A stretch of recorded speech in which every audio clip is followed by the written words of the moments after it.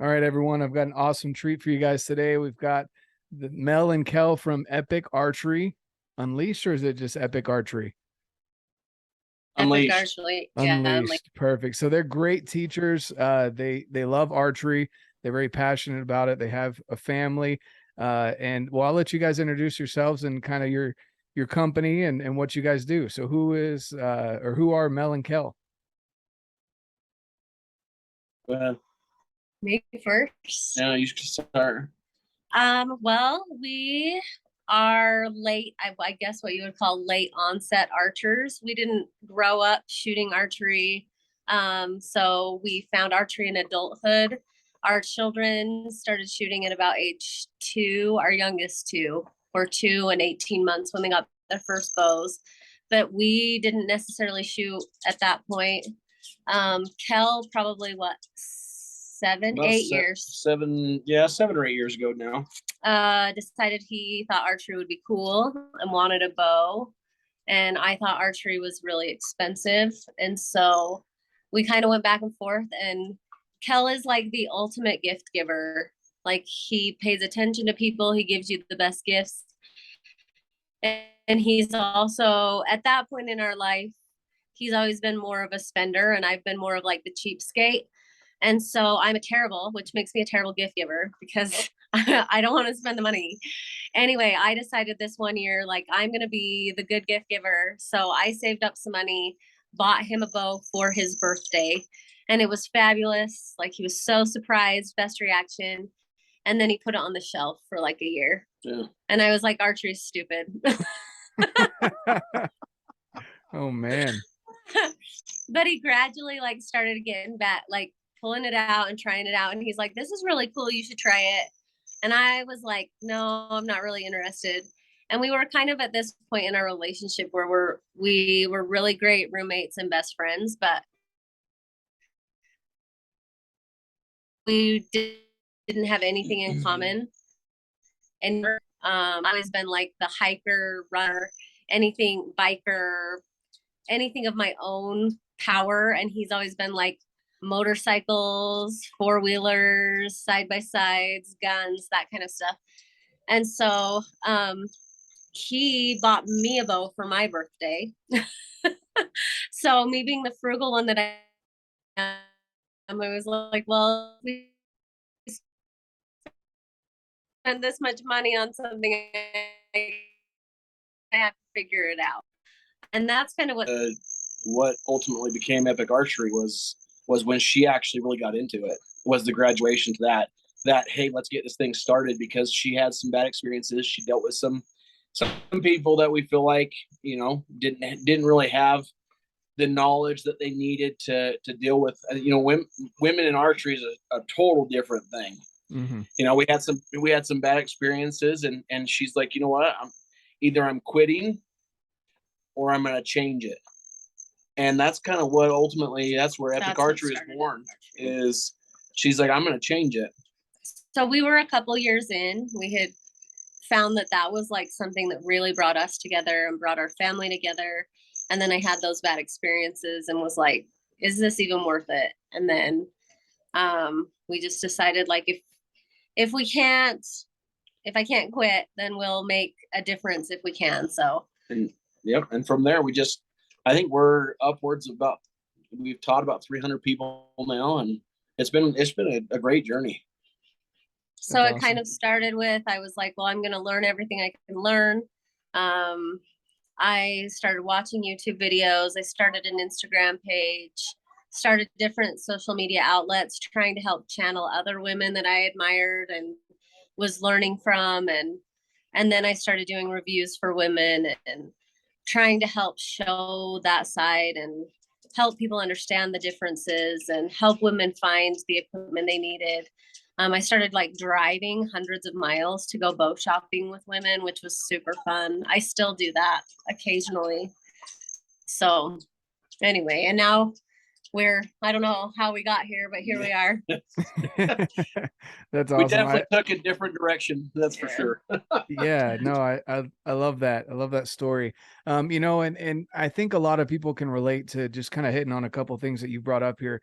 where, you know, as spouses, you can become really good roommates, best friends, and co-parents almost.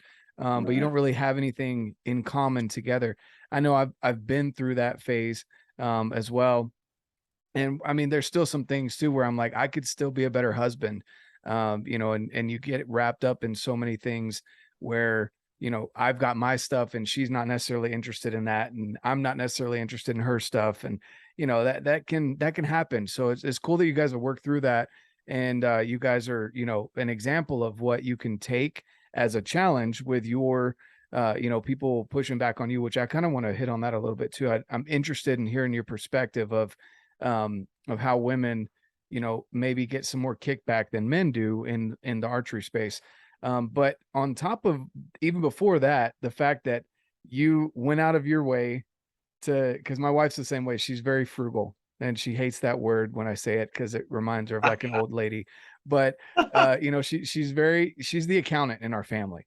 And I'm the spender, the people person, the, oh, well, it's okay. Like we'll make it work. Right. And she's like, but how, you know? And I'm like, I don't necessarily have I don't have the answer. Yeah. But I think it's cool that you know, you worked through the whole, you put it on the shelf for a year, which, dude, come on, man. Like if she's like showing interest in something you want to do, like that's, oh my goodness, you're lucky you got through that one. uh, but I think it's awesome that, and then you turned it, you know, you took all these challenges, you turned it, and you guys have worked together. You guys are doing great things. And you know, I got to meet you in person at Mountain Archery Fest, and you guys are big supporters of that event and just getting your kids in it as well. So let's hit on a little bit here, you know, women and archery. I do want to hear about that because it's not something that a lot of people think of. I know me personally, you know, I was raised to respect women. I'm from the South. And that's a big part of that culture as well. But like, I don't look at a woman and say, oh, she can't do what I can do. Right. That's not something that goes through my head, but I know it is a thing. So what were some of the things that maybe you encountered as a woman getting into archery? Well, so first of all, I would say Kel buying me a bow, sight unseen, Number one, the is worst probably, thing I could have done. well, it worked. Like it worked out for us, but it doesn't always work out. Don't do it. 30-inch draw length. So and Every the time I hear a 80-pound guy bow. that did that, I'm like, oh, dude, you screwed up. I already did that. You suck, man. So this is a do as we say and not as we do.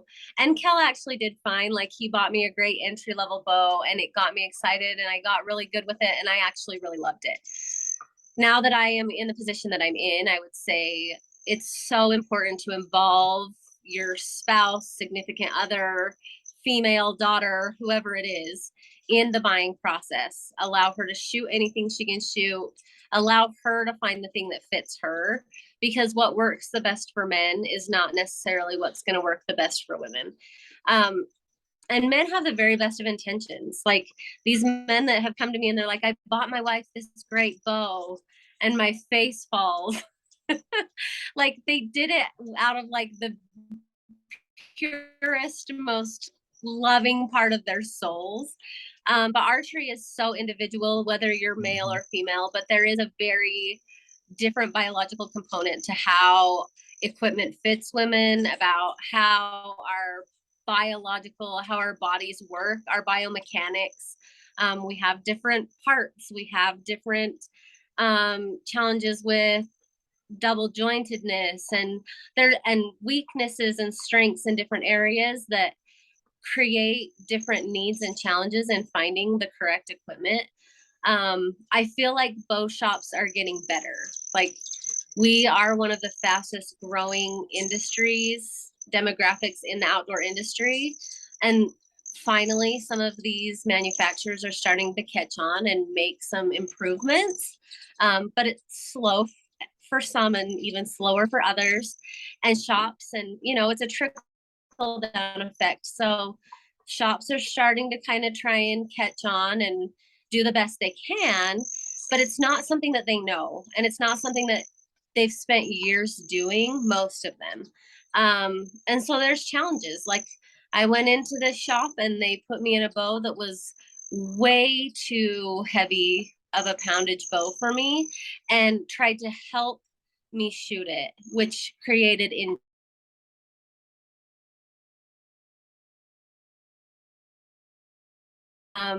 I still have women come to me and say, I went into the bow shop and I had no idea, because archery is like learning a new language. It's a totally new vocabulary with your body and your mind.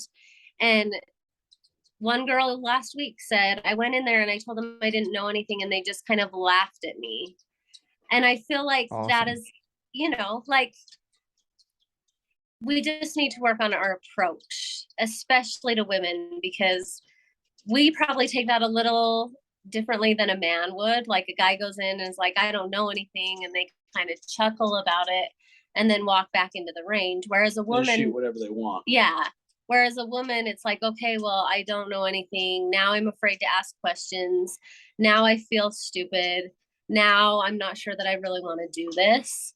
And that's not every woman, but a lot of women have those feelings. And so there's also an aspect of, like, most men went through Boy Scouts or some sort of camp or something where they at least had their hands on a bow.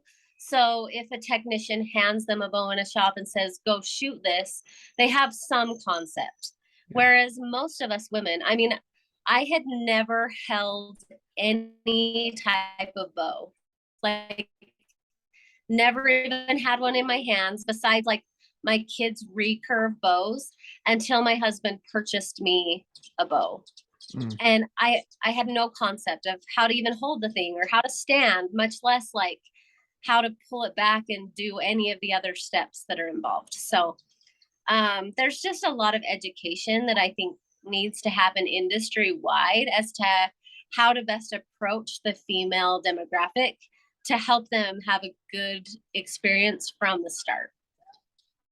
No, I definitely agree with that. And, it's interesting because, I've heard that from men as well when they go in and they say it, but hearing it from a woman's perspective, like what you were saying, it's a little bit easier for us to kind of laugh it off and kind of joke around about it versus someone who, I mean, you're going into an industry and maybe even a bow shop that is dominated by men.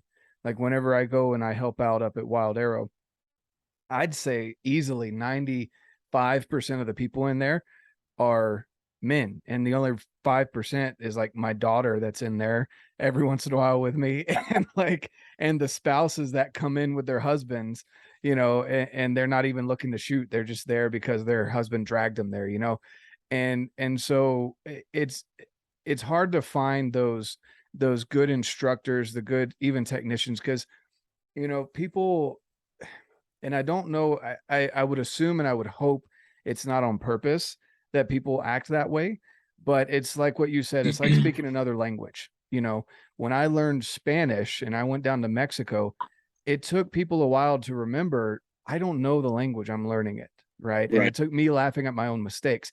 But for people that aren't comfortable doing that, it can be such a turnoff that you just walk out and you're like, well, great. I mean, you're already overcoming the hurdle of the expenditure. Even if you get an entry-level bow, there's a lot that goes into that. I mean, I'm just thinking of Hoyt Torex off the top of my head. Because the bow shop that up here, Wild Arrow, they have the different packages.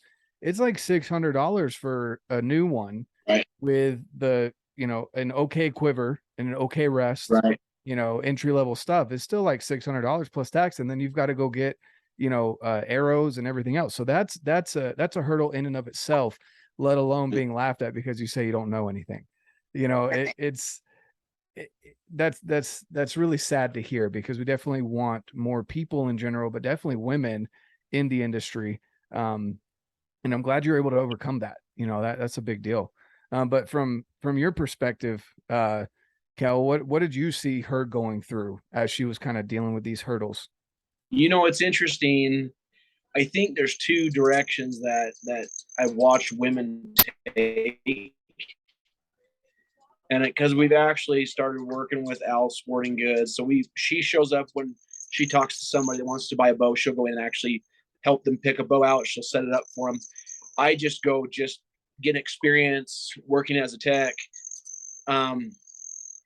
It's interesting because you see two categories of women: those that I would say maybe are a little more strong-willed. And Mel is one of those where they're like, okay, well, if I can't figure, I'll just go figure it out on my own. And then there's others that, you know, they bring their husband in, they bring their kids in, and their husband's like, well, this is what she wants. This is what, and they get timid, and it drives them in the opposite direction where you're just like, they buy her a bow, and I'm like, okay, well, she'll never shoot that. Like that'll sit probably up in her closet on the shelf because she came in and was basically forced in a direction. So it's been interesting to watch. And I have a great perspective. I get a front row seat as to, I probably understand a little more about what it takes to get a woman into archery because I've watched it, you know, and it's been interesting to see that perspective, and it helps me understand why it is so difficult for women, and it helps me be a little more sympathetic to it. But it also, the one thing I don't understand is why more men don't want to get their, or don't push their, or get their wives into it, because if they do, they get to hunt more. They get to buy more product. They get to buy more equipment. Golden nugget right there, guys. She never complains as long as I say it's archery or archery related. I can buy whatever I want. I am the cheapest. But if he says archery, then I'm like, oh, I guess we need it. Okay. I guess it's like, yeah, sure. But it's cool to have that different perspective that most, you know, you can't blame the technicians at the shops too much, because it's like you say, it's not something that they see every day. And it's something they have to, you know, it's something that they have to learn. It's just like the main purchaser for the archery shop at Al's, you know, he sat down with Mel and he said, hey, I just need you to tell me what you think we need to order, because he had no idea. There's no history of purchasing women equipment. There's no history of purchasing lower poundage bows, you know, like flagship bows. There is no history to know what the market will support. And so you can't really blame these guys. I mean, they could approach it better, but you can't blame them for not knowing, because most of them don't have someone like her that has taken the direction that she has, that is benefiting Al Sporting Goods in the way that it is for them. You know what I mean? So it really has, I get to see a whole different sense of the business, or side of the business, that most men don't get to see, because I see it firsthand. Well, and I think we are trying to help other people not make the mistakes we made, because we made a lot of the things that we tell people not to do are the things that we did. You know, like I walked into a shop and I was a people pleaser, and you know, they're like, this is the bow you need to try and shoot. And even when I could tell that it was too much or it was hurting me, I was too afraid to say anything. And I was too proud to stick up for myself.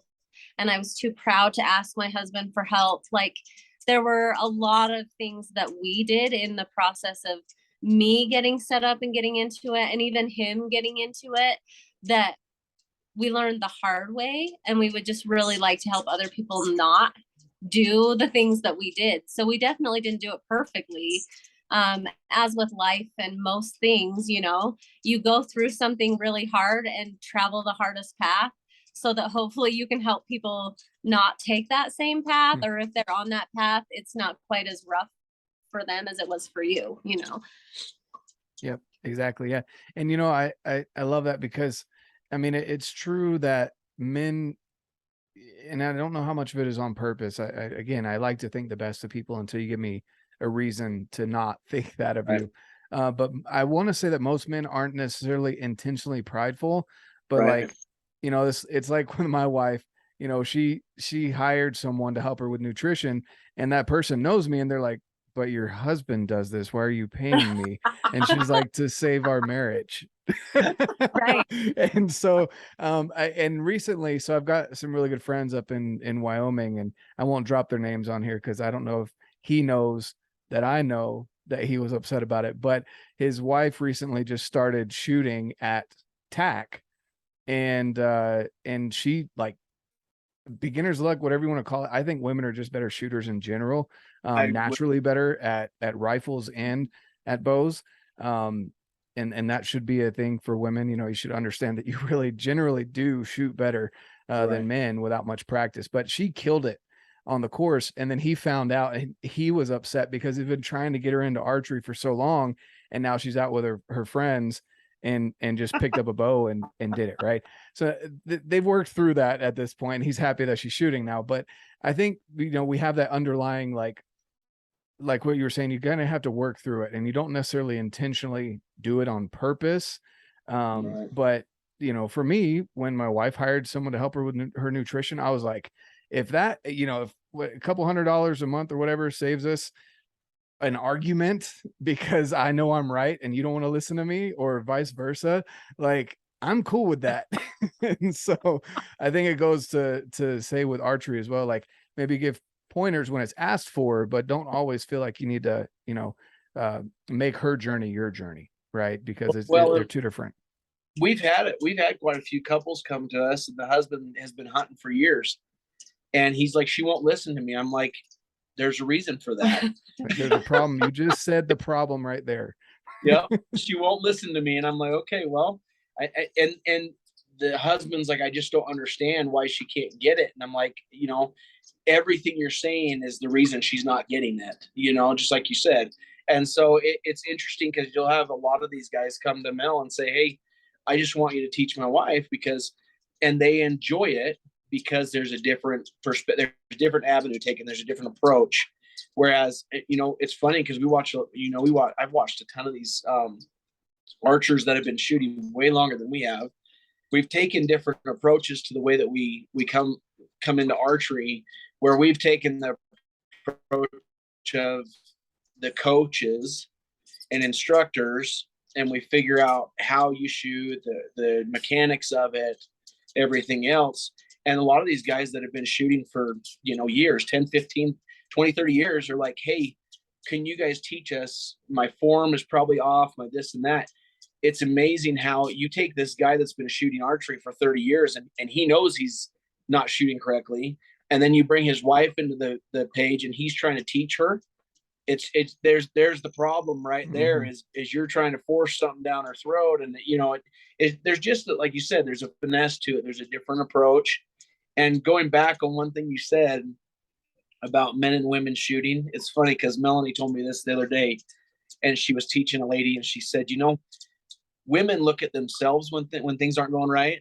Men look at the equipment. It's always the equipment's fault. Women, that's why they're better, because they look at themselves and they fix their form. And men are like, oh, the equipment sucks. Like there's something wrong with my something. This bow's not shooting right. Or when it dry fires, I don't know what happened. I love that. We had someone come in the shop the other day that they were like, I don't know why did these speed knocks get busted? I'm like,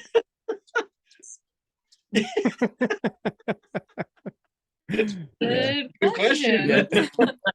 It's like, was there an arrow in the target? That was even us. I mean, Kel started and got going faster, but it's just never a good idea in a relationship to try and teach. I'm sure there are people out there that it works, but usually it doesn't. It's just like, we're both certified coaches, but we have other people coach our children and coach us, because we know that there's far less conflict and we take it very differently coming from an outside source. Yep. And our kids are the exact same way. And so that's something that we try and just like help people see, is that it's not an issue of your wife not respecting what you know, or your husband not respecting what you know. It's an issue of you need an outside source that's not involved in any other aspect of your life to help you gain the knowledge and the things that you need. And it's not that you don't trust each other or whatever. Sometimes you just need that outside perspective to help you. We laugh a little because the first gentleman that started coaching me initially, he's fabulous. He's like this really old cowboy, just like crotchety old cowboy. And he would come in when I was at the range and he would just stand and stare at me and he wouldn't say anything. And I was like, what am I doing wrong? Like, What am I doing wrong? And then he would come over and he'd take my bow and he'd adjust something and then he'd stand back. But he's coached world champion archers. He's just a phenomenal archery coach. And one day he had messed with my bow a couple of times and I kept missing. And I was like, what am I doing wrong, Herb? What am I doing wrong? And he's the one who was like, I'm going to tell you a secret. He's like, you're not doing anything wrong. He's like, we're just adjusting your bow to get it to where it needs to be. But he's like, 99% of women will blame themselves and 99% of men will blame their equipment. And I laugh every time I have a student, a woman who's like, what am I doing wrong? And her form looks great, but we're just like making adjustments to her equipment.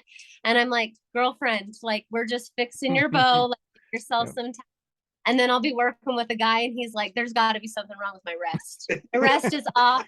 There's something wrong with my rest. And he's like anchoring up here. And like, oh man, that's crazy. And that's funny because for me personally, I went in and I didn't want to look dumb. Again, going back to being a little proud. And I had done some research. I kind of pinpointed some people that I trusted that weren't trying to sell me stuff online. I'd asked some questions. And then I went into the bow shop. And I think that's another thing too, that like people don't understand is when you go into a bow shop, they're so slammed. Like it's ridiculous, especially this time of year. It's almost like there's a hunt coming up and people forgot to break out their bows all year, which is crazy. But then you walk in the middle of their rush and you're like, I don't know anything. Well, it's kind of like you're not paying me any extra and you're not paying me for my time, but I've got 1,000 bows back here I need to get done in the next week. And so, I think that adds to it as well. And so it's one of those things where do a little bit of research ahead of time, know kind of, an idea of what you're looking at. But also I do agree that there's a lot of people that need to learn the way that they speak to people. Not everyone has the same sense of humor as you. Like I'm super sarcastic, but I don't start off a new conversation with someone I don't know with sarcasm, like that's just not, but once you get to know me, you understand I'm trilingual. I can speak Spanish, English, and sarcasm very fluently. So, that's just kind of how things are for me. But, I think it's awesome. I appreciate you guys sharing that journey that you guys have gone on so far. And I love what you're doing. I love that you've taken that passion for, again, overcoming those obstacles, turned it into a business and that you're out there coaching. So when you're not coaching archery, what do you do? There's a lot going on right now. There we go. Archery like at the back of things right now, but we weren't busy enough in our lives before. We're like, why not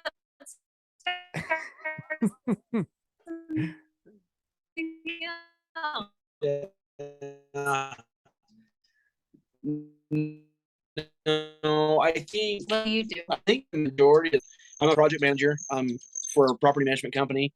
So I'm out of state a lot. And then we're building a house on top of that. Okay. And so there's just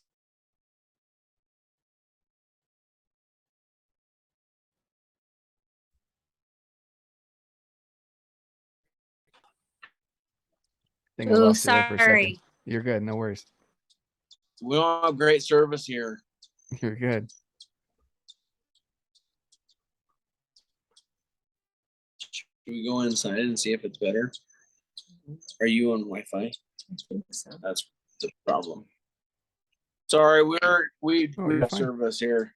You're good. No worries. Let me see if that helps. So I mean, that was, it's interesting you asked, because that was part of the reason that archery took off so fast for us, because I've never had anything that was a stress relief in my life. And I've always worked 2 and 3 and 4 jobs my entire life and in our marriage, so that Mel didn't have to actually go to work, which she still did a little bit at home. But I mean, my entire life has been just working. So now, I'm a project manager in a property management company, and I deal with construction, but I travel a lot. So when we're not doing archery, it's like, it's just work. And we're building the house right now. And so it's even more work. And he's general contracting our house. So it's a lot more work there too. But, so there's not a lot of like play, which obviously gets tiring after a while. it'd be nice just to, if all of us could just have like 1 week of play and then 3 weeks of work, you know? Oh yeah. And we have 3 kids, so I do my best to like keep them alive in our house, sort of in some sort of semblance of not burning down. But I've also owned my own graphic arts, vinyl home decor business for the last 5 years. And then I just do a lot of stuff on the side too. So I've always kind of had that entrepreneurial spirit, but I don't know that I've ever been super fantastic. I'm a terrible business person is what it comes down to. Like, I just want to help people, but I'm too like tenderhearted to charge people. And so I do a lot. I do a lot of a lot of donating my time in my own businesses. But that's something else though that we do also is, I mean, it's part of archery, but we're both I'm part of that Cash Archers board. And then our family actually runs the majority of the 3D leagues at Cash Archers. And then we were both volunteering at the gun range. We were doing a lot of volunteering. And I volunteer coach the JOAD kids. So like the Junior Olympic Archery Development Program. So yeah, and then our kids have stuff, like our kids play other sports other than archery, and we do a lot of stuff. Sounds like you're like constantly everybody. Yeah, that's awesome. That's why it's taken us so long to talk to you. No, you're good. I honestly, I completely understand, because we've got 5 kids of our own, and so trying to fit everything in, both of us work. It's not the easiest to do, but the fact that you guys are finding ways to do it, I think that's awesome. And then you're giving back to the community again through your coaching, and then being on these boards and volunteering your time. That's awesome.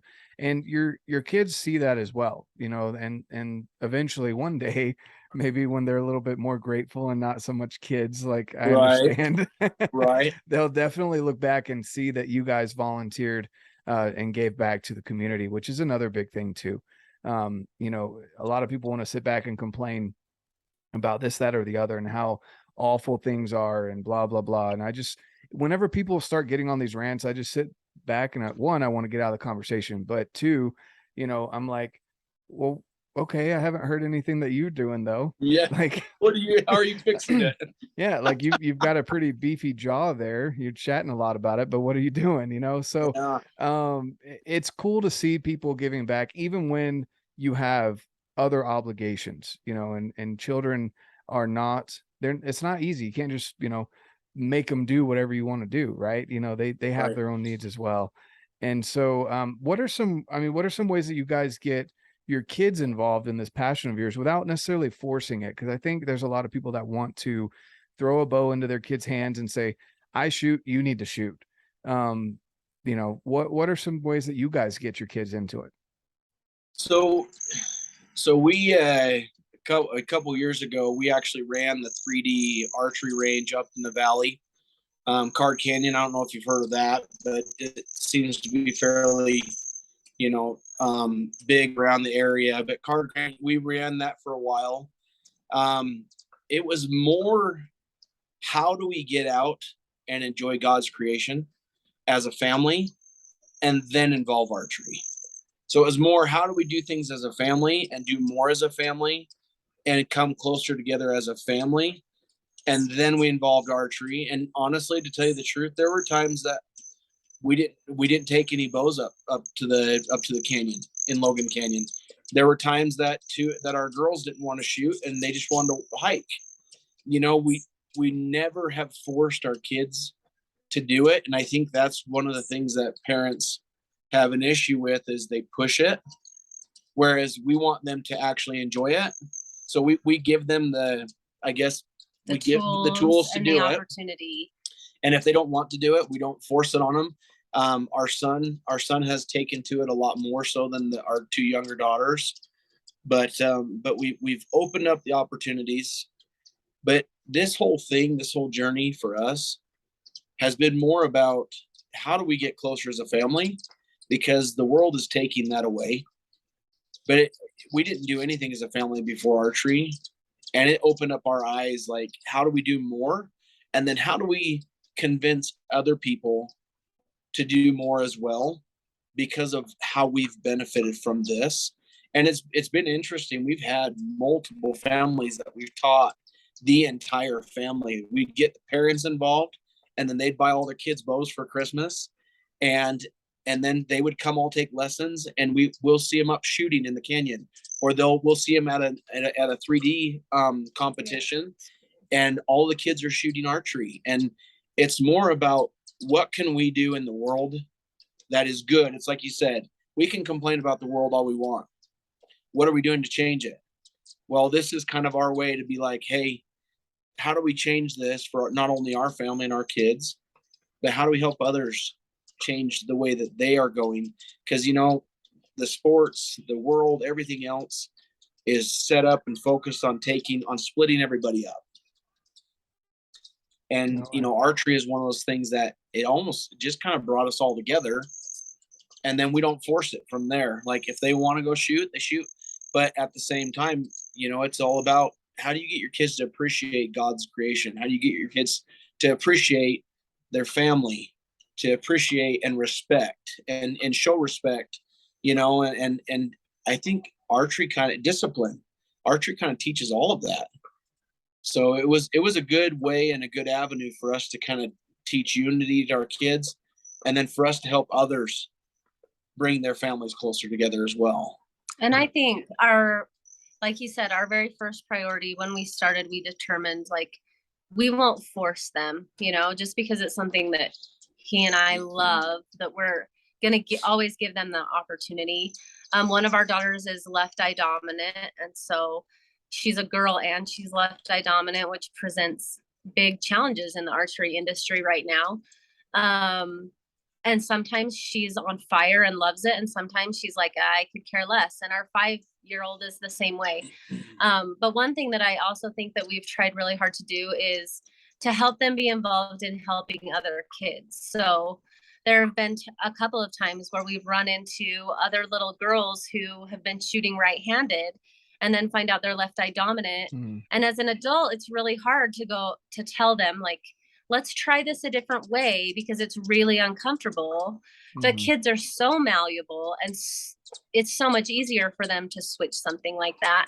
And so having our daughter step in and be like, hey, I changed too, and look what I can do. And having someone on their same level, we've seen that help other kids.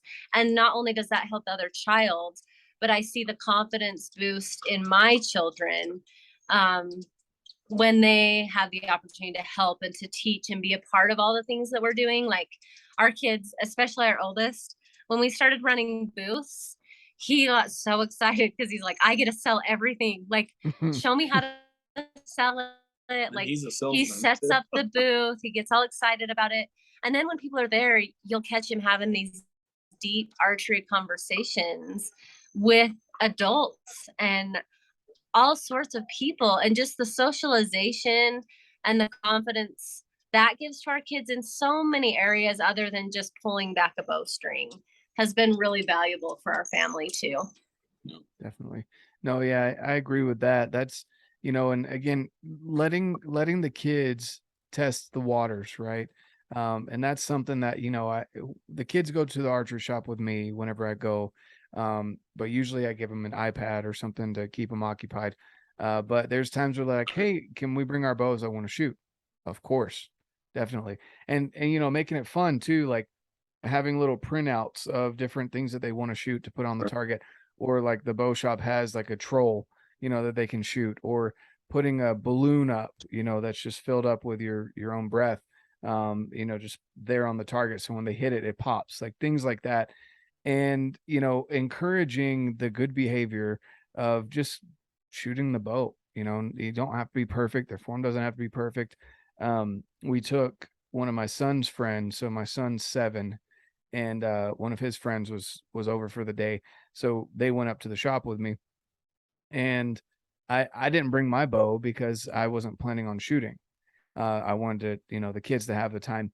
And so he asked to borrow a bow. So he was shooting, and then there was some lessons going on, and the coach comes over and she's like, I think she thought he was my kid, and she was like, "Is he left-handed?" I said, "I don't know."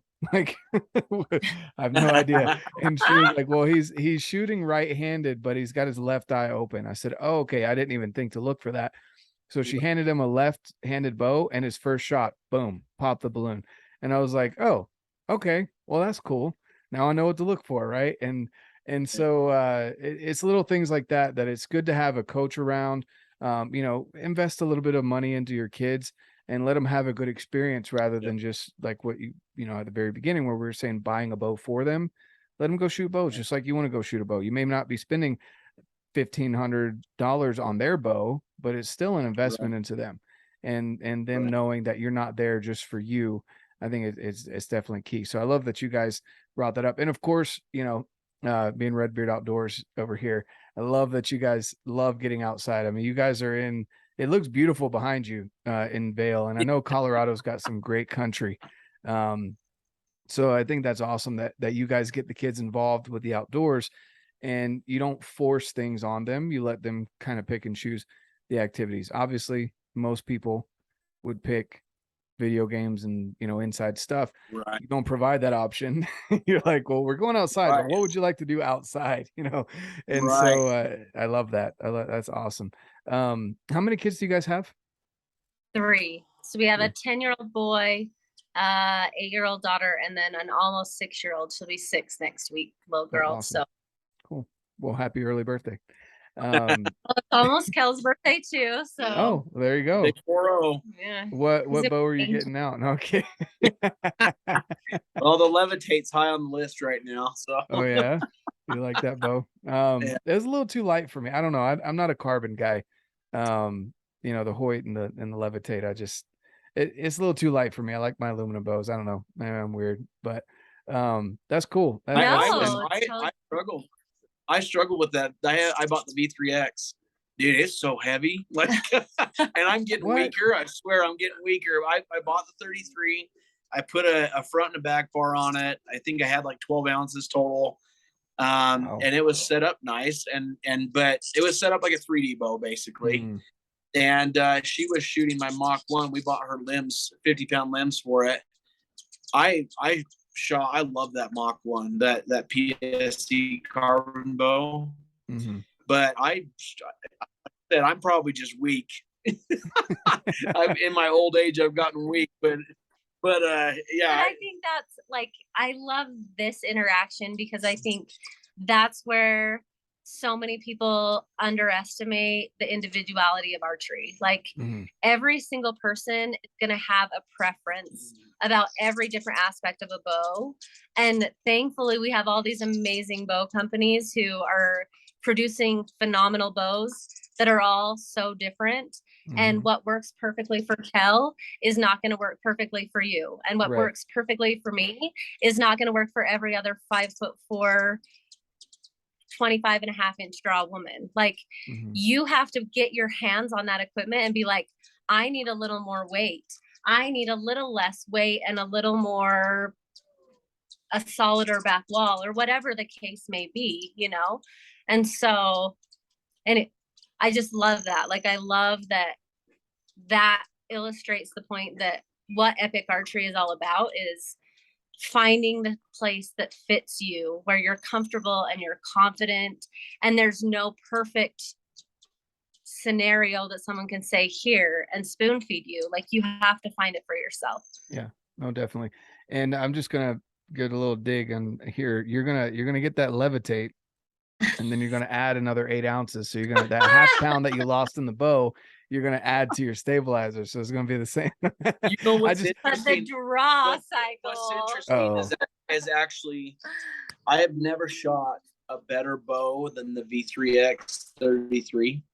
I have never shot a better bow, but it magnifies every flaw that I have. So if I'm shooting good and I'm rested and I'm feeling strong, it is an amazing bow. If I'm like tired, like when we're up at Mountain Archery Fest or Attack, I can't hit anything. But in Kel's life right now, rested is not It's not even possible. So it's the equipment, right?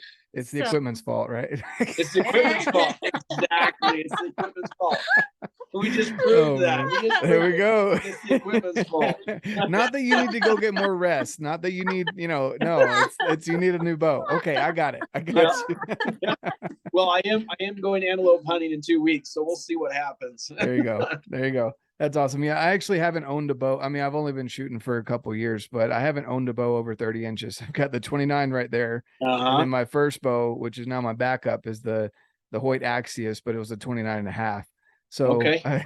my next one needs to be a little bit longer, I'm thinking, or at least a 30-inch, but I'm loving it. I mean, but again, it is for everyone, everyone's a little bit different.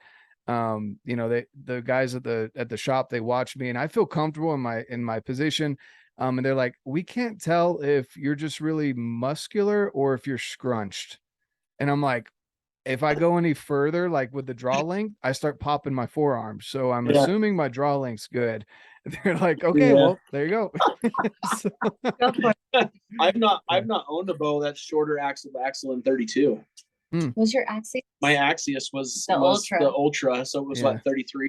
But the shortest one was that Mach 1. Well, you had a cruiser.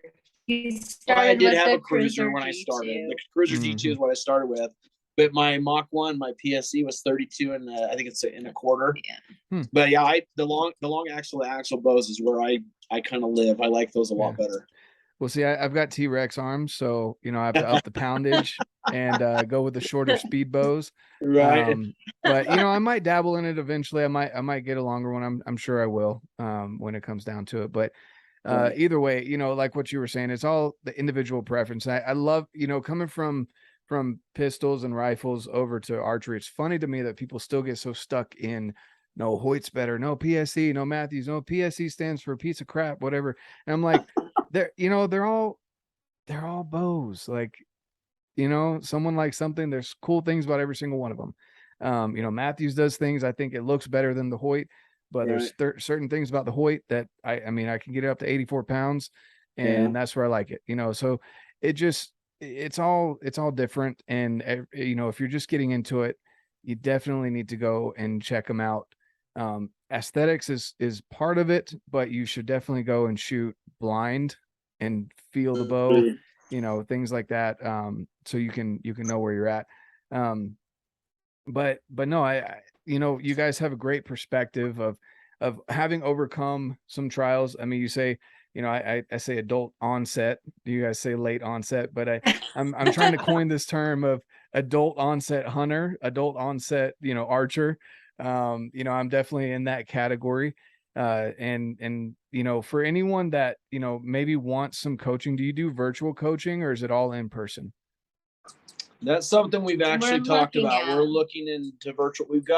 We're coming up with a few items right now to kind of, we actually have developed some items, some equipment that'll help beginners. I mean, we really dove into this at first. And so we've developed some stuff that I'm struggling. Obviously, we got lots going on. So I'm struggling to get things patented and stuff like that.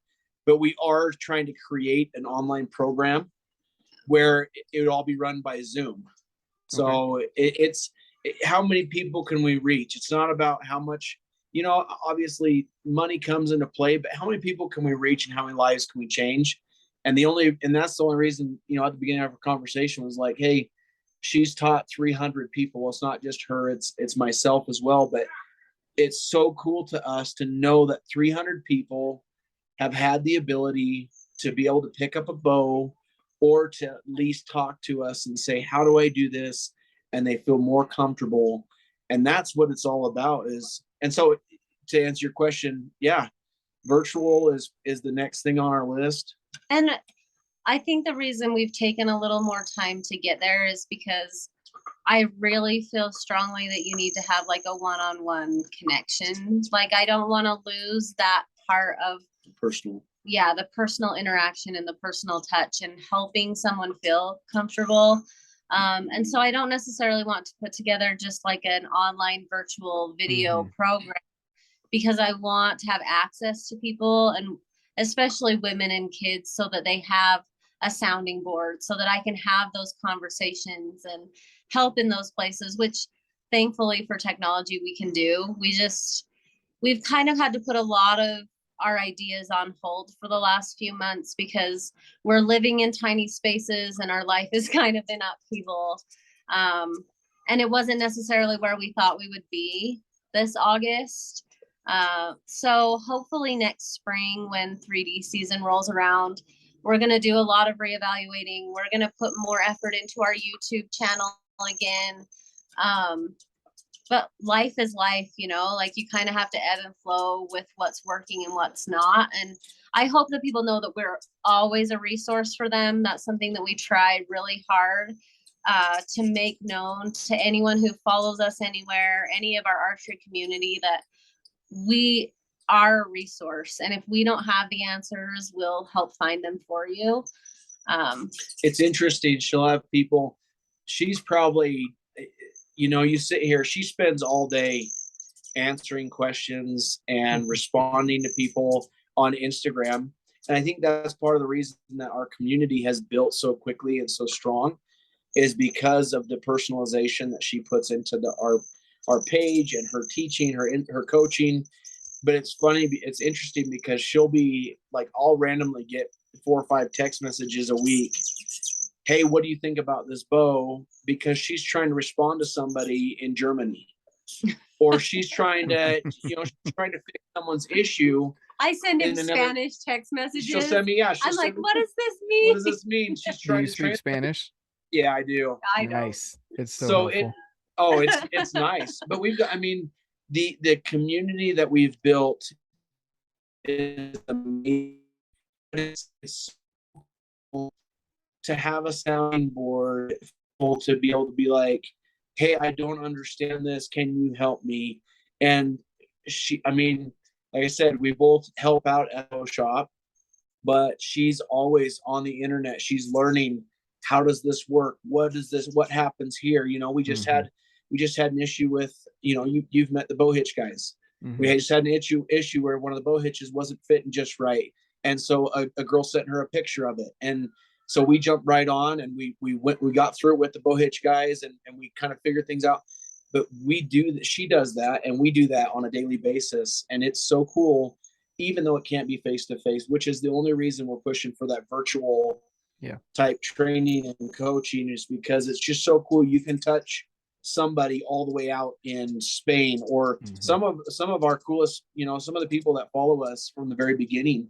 What's his name from Spain? France. Yeah, Patrick. France. Patrick. He's from France. He's bought a ton of our apparel, but he's had so many questions that, you know, that we've had to answer over the last couple of years. And just people, it's amazing that people will actually reach out to you when you are a personal type person. Yep. And they know that you care. And so I think the virtual will work. It's just a matter of trying to figure it out. Yeah. No, exactly. So you're saying you're quitting your job and you're going full time into this, and you're hiring, is what you're saying. I would be opening up a bow shop right now if I could. So yeah, no, I definitely get it. It's one of those things that, and I love to see the growth. I love to see where you guys are going with this. And I love the community that you're building. You have a unique perspective that I think a lot of people can definitely appreciate. And I love that you guys are building it slowly, but also, you know, going back to the family portion, you guys are putting your family first above everything. Like, yes, you have this passion. You guys want to get these things done, but sometimes you have to tip the scales where, you know, right now family is a little bit more than where your work or passion is with Eppich Archery. So it's, you know, you're always missing out on something. And I can't remember where I heard, oh man, I can't remember where I heard this, but he said, if you're going to pursue something, you need to first establish what you're okay with losing out on. Right. Because you're always going to lose out on something. Right. Like no matter what you're doing, you're losing out on something. Right. It's just, that is what it is. It may seem harsh to people, but it's true. And you need to be okay with what you're giving up. Like you guys right now are giving up that passion because your family and your house building and in your current job right now. And all of that is more important because of your vision. And Right. so I respect that 100%. I can see where, you guys are living the values that you're telling other people about. So I really appreciate it. On top of that, I appreciate you guys taking time out of your day, your vacation, and speaking with me here on the podcast. Do you guys have anything else that you want maybe the audience or listeners to know before we hop off here? Yeah. I think one of the things that really drew me to archery is that there's really a place for everyone. And if it's something that you've ever thought about or wanted to be a part of, or especially if your significant other or people in your family are involved and you just didn't feel like you knew where to start or haven't even thought about it, let us help you. Like, reach out and try, because I mean, we see blind archers, we see people without limbs, we see all of these connections in families that, the wife has been a hunting widow for decades, and then she picks up a bow, and all of a sudden all of her kids pick up bows, and instead of her being a hunting widow, they have elk camp and the whole family's there, and so I've had women in that situation tell me, like, it just never occurred to me that that's the way that it could be, like that I could have that role in whatever it is. And there's also an element of, if you don't ever want to hunt, like, one of the big things that we as Eppich Archery Unleashed have really tried to promote is that archery doesn't have to be strictly target or hunting. Like, there's this beautiful middle ground of recreational archery that can bring your family together.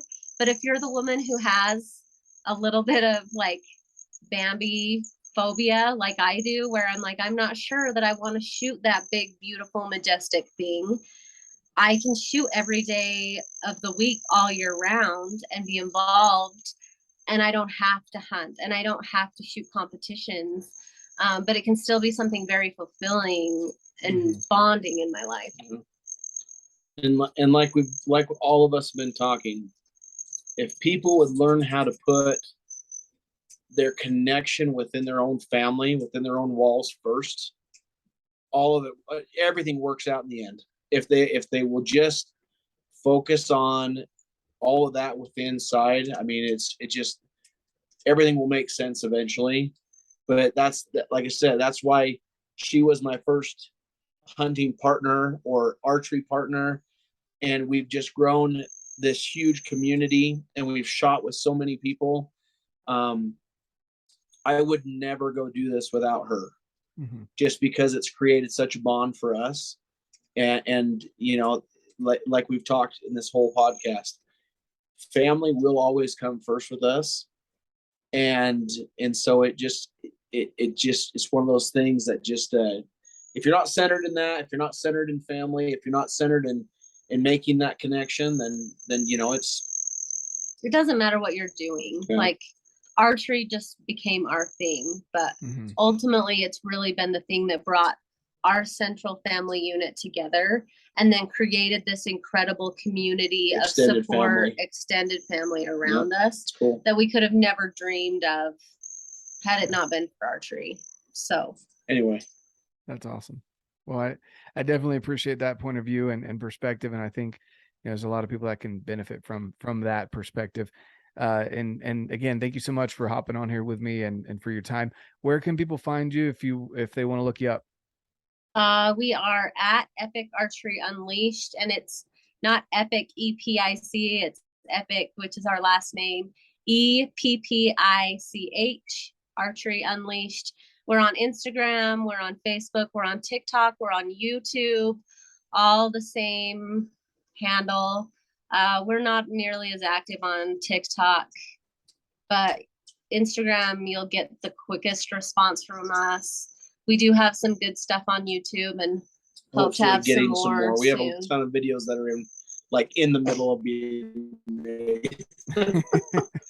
I understand that. That's awesome. Well, I'll leave those links down below so you guys can go check them out. Definitely give them a shout if you have any questions in German, because they're fluent in German apparently. But in all reality, guys, if you have questions, reach out to them, and they'll love to help you out. As you can tell, they're great people, and just want to share their passion of archery with everyone. So again, thanks guys so much for hopping on here. And as you guys all know, and I always say, get out, live your life, and love it.